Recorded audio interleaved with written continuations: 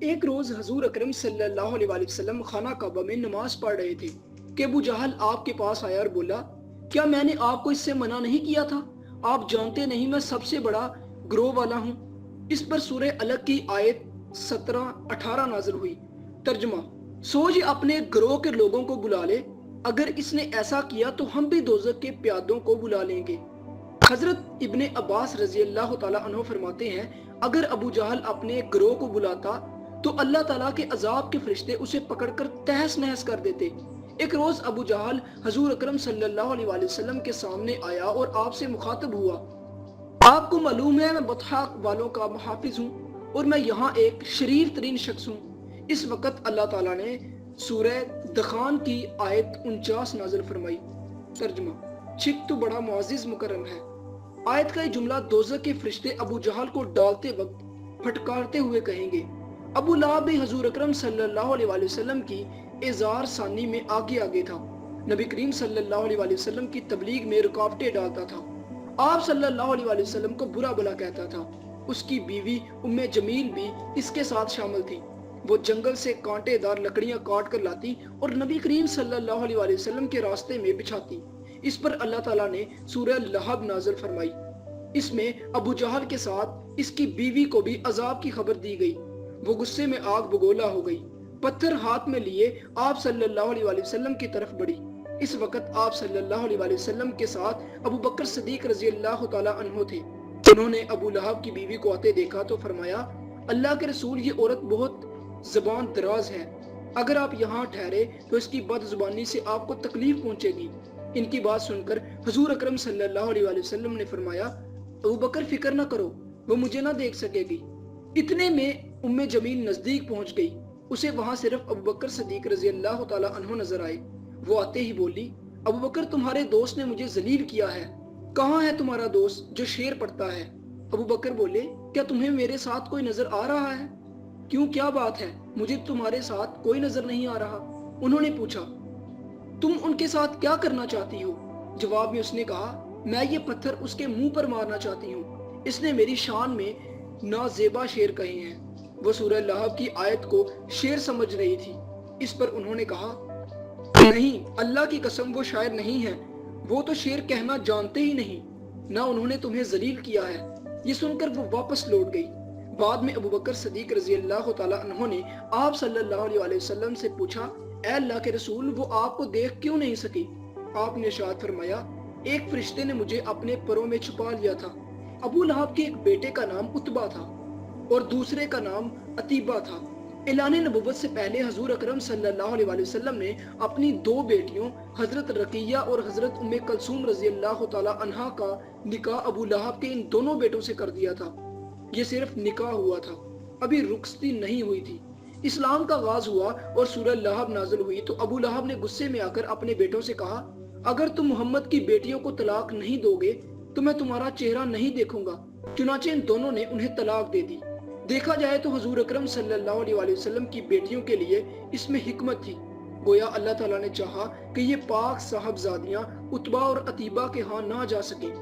یہ رشتہ اسلام دشمنی کی بنیاد پر ختم کیا گیا، یعنی آپ دونوں چونکہ نبی کریم صلی اللہ علیہ وسلم کی صاحبزادیاں تھیں، اس لیے یہ قدم اٹھایا گیا۔ اس موقع پر عتیبہ نبی کریم صلی اللہ علیہ وسلم کی خدمت میں حاضر ہوا اور اس نے آپ کی شان میں گستاخی کی۔ آپ صاحبزادیوں کی وجہ سے پہلے ہی غمگین تھے۔ ان حالات میں آپ نے اس کے حق میں بد دعا فرمائی، اے اللہ، اس پر اپنے کتوں میں سے ایک کتا مسلط فرما دے۔ عتیبہ یہ بد دعا سن کر وہاں سے لوٹ آیا۔ اس نے اپنے باپ ابو لہب کو سارا حال سنایا۔ اس کے بعد دونوں باپ بیٹا ایک قافلے کے ساتھ ملک شام کی طرف روانہ ہو گئے۔ راستے میں یہ لوگ ایک جگہ ٹھہرے۔ وہاں قریب ہی ایک راہب کی عبادت گاہ تھی۔ راہب ان کے پاس آیا، اس نے انہیں بتایا، اس علاقے میں جنگلی درندے رہتے ہیں۔ ابو لہب یہ سن کر خوف زدہ ہو گیا۔ نبی کریم صلی اللہ علیہ وسلم کی بد دعا یاد آ گئی۔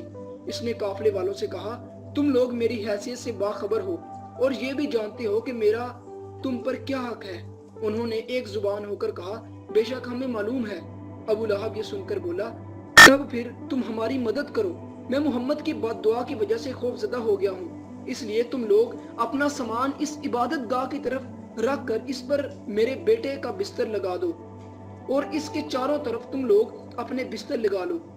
ان لوگوں نے ایسا ہی کیا۔ یہی نہیں، انہوں نے اپنے چاروں طرف اپنے اونٹوں کو بھی بٹھا دیا۔ اس طرح عتیبہ ان سب کے عین درمیان میں آ گیا۔ اب وہ سب اس کی پاسبانی کرنے لگے۔ ان تمام احتیاطی تدابیر کے باوجود حضور اکرم صلی اللہ علیہ وسلم کی پیش گوئی پوری ہو گئی۔ نصف رات کے قریب ایک کتا وہاں آیا اور سوئے ہوئے لوگوں کو سونگنے لگا۔ ایک کو سونگتے ہوئے وہ آگے بڑھتا رہا، یہاں تک کہ وہ لمبی چھلانگ لگا کر عتیبہ تک پہنچ گیا۔ بس پھر کیا تھا، اس نے اسے چیر پھاڑ کر ہلاک کر ڈالا۔ تکالیف پہنچانے کا ایک اور واقعہ اس طرح پیش آیا کہ ایک روز آپ صلی اللہ علیہ وسلم مسجد حرام میں نماز پڑھ رہے تھے۔ قریب ہی کچھ جانور ذبح کیے گئے تھے۔ وہ لوگ اپنے بتوں کے نام پر قربانی کرتے تھے اور ان جانوروں کی ایک اوجڑی ابھی تک وہیں پڑی تھی۔ ایسے میں ابو جہل نے کہا، کیا کوئی شخص ایسا ہے جو اس اوجڑی کو محمد کے اوپر ڈال دے؟ تب مشرکوں میں سے ایک شخص اٹھا، اس کا نام عقبہ بن ابی معیط تھا۔ یہ اپنی قوم میں سب سے زیادہ بدبخت تھا۔ یہ گیا اور اوجڑی اٹھا لایا۔ جب آپ صلی اللہ علیہ وسلم سجدے میں گئے تو اوجڑی آپ پر رکھ دی۔ اس پر مشرکین زور زور سے ہنسنے لگے، یہاں تک کہ وہ ہنسی سے بے حال ہو گئے اور ایک دوسرے پر گرنے لگے۔ ایسے میں کسی نے حضرت فاطمہ الزہرا رضی اللہ تعالی عنہا کو یہ بات بتا دی۔ وہ روتی ہوئی حرم میں آئی۔ نبی کریم صلی اللہ علیہ وسلم اسی طرح سجدے میں تھے اور اوجڑی آپ کے کندھوں پر تھی۔ سیدہ فاطمہ رضی اللہ تعالی عنہا نے اوجڑی کو آپ پر سے ہٹایا۔ اس کے بعد آپ سجدے سے اٹھے اور نماز کی حالت میں کھڑے ہو گئے۔ نماز سے فارغ ہو کر آپ صلی اللہ علیہ وسلم نے ان لوگوں کے حق میں بد دعا فرمائی۔ اے اللہ تو قریش کو ضرور سزا دے، اے اللہ تو قریش کو ضرور سزا دے، اے اللہ تو قریش کو ضرور سزا دے۔ قریش جو مارے ہنسی کے لوٹ پوٹ ہو رہے تھے، یہ بد دعا سنتے ہی ان کی ہنسی کفور ہو گئی۔ اس بد دعا کی وجہ سے وہ دہشت زدہ ہو گئے۔ اس کے بعد آپ نے نام لے لے کر بھی بد دعا فرمائی۔ اے اللہ تو عمرو بن حشام کو سزا دے، یعنی ابو جہل کو، عقبہ بن ابی معیط اور امیہ بن خلف کو سزا دے۔ حضرت عبداللہ بن مسعود رضی اللہ تعالی عنہ کہتے ہیں، اللہ کی قسم آپ صلی اللہ علیہ وسلم نے جن جن قریشیوں کا نام لیا تھا، میں نے انہیں غزوہ بدر میں خاک و خون میں لٹتا ہوا دیکھا اور پھر ان کی لاشوں کو ایک گٹرے میں پھینک دیا گیا۔ اس طرح کا ایک واقعہ حضرت عثمان غنی رضی اللہ تعالی عنہ نے اس طرح بیان فرمایا ہے۔ ایک روز نبی کریم صلی اللہ علیہ وسلم طواف فرما رہے تھے۔